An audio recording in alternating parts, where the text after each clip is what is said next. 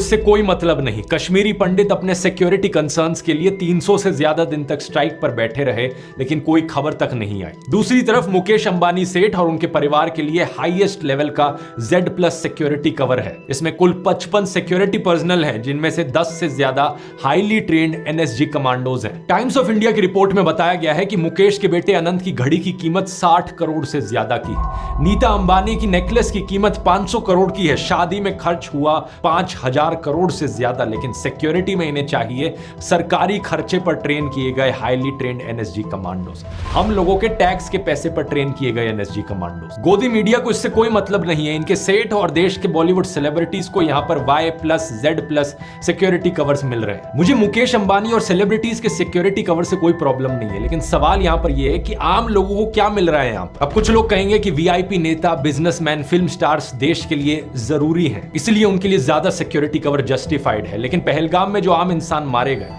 वो भी तो अपने परिवार के लिए उतने ही जरूरी है ना। उनकी पत्नी, उनके बच्चे और उनके माँ बाप के लिए तो वही दुनिया है। सवाल यहाँ पर यह है कि आम लोगों की ही जान इतनी सस्ती क्यों है। कभी ट्रेन एक्सीडेंट में मारे जाते हैं, कभी भगदड़ में, कभी होर्डिंग गिर जाती है तो कभी पुल टूट जाता है, कभी किसी की पोर्श या लैम्बोर्गिनी गाड़ी के नीचे आके मारे जाते हैं या सड़क पर मैनहोल में गिर जाते हैं, तो कभी आतंकी हमले में मारे जाते हैं। आम लोगों की सिक्योरिटी की बात हो तो सरकार आर्मी ट्रूप्स के सैलरी और पेंशन की चिंता करने लगती है। अलग अलग स्टेट्स की पुलिस को ही देख लीजिए, कितनी ओवरवर्क्ड है। बार बार पुराने वीडियोस में मैंने इसकी बात करी है। पुलिस की संख्या डबल करने की जरूरत है देश में। पुलिस को ज्यादा ट्रेनिंग फैसिलिटीज प्रोवाइड करने की जरूरत है, ताकि देश में लॉ एंड ऑर्डर बेहतर हो सके, देश के लोगों को सुरक्षा मिल सके। लेकिन किसी को कोई मतलब ही नहीं है। लॉ एंड ऑर्डर का तो इस नए भारत में इतना बड़ा मजाक बन गया है कि क्या ही बताऊं। हर दूसरे दिन एक नया वीडियो सामने आता है, सड़क पर किसी को मारा पीटा जा रहा है, पुलिस कुछ नहीं करती। गुंडे आकर किसी स्टूडियो को तोड़ चले जाते हैं तो कभी किसी रेस्टोरेंट को, पुलिस वहां देखती रहती है। होम मिनिस्टर अमित शाह ने कहा है कि इस आतंकी हमले के गुनहगारों को बख्शा नहीं जाएगा। अच्छी बात है,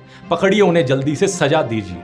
लेकिन इसके साथ ही सवाल यह है कि क्या आपकी सरकार के पास कोई भी सोल्यूशन है ऐसे आतंकी हमलों को रोकने का? क्या आपकी सरकार अश्योरेंस दे सकती है कि फिर ऐसा कोई आतंकी हमला नहीं होगा फ्यूचर में? सलमान खान को अश्योरेंस देने के लिए तो former chief minister Eknath Shinde खुद सलमान के घर चले गए थे, लेकिन आम लोगों को ऐसी अश्योरेंस कौन देगा? बात यहां यह है दोस्तों कि कोई सरकार यहां इतनी जहमत क्यों उठाएगी किसी सोल्यूशन के लिए, जब गोदी मीडिया के जरिए सरकार के सभी फेलियर्स को अचीवमेंट्स के तौर पर दिखाया जा रहा है। टीवी पर क्या चल रहा है? सऊदी अरब का दौरा बीच में छोड़ भारत लौट रहे प्रधानमंत्री मोदी। प्रधानमंत्री मोदी ने हवाई अड्डे पर ही बुलाई बैठक। इन थंबनेल्स को देखिए। गुस्से में मोदी, ऑर्डर से पूरी दुनिया हैरान, सेना को दे डाली खुली छूट, ठोकना शुरू।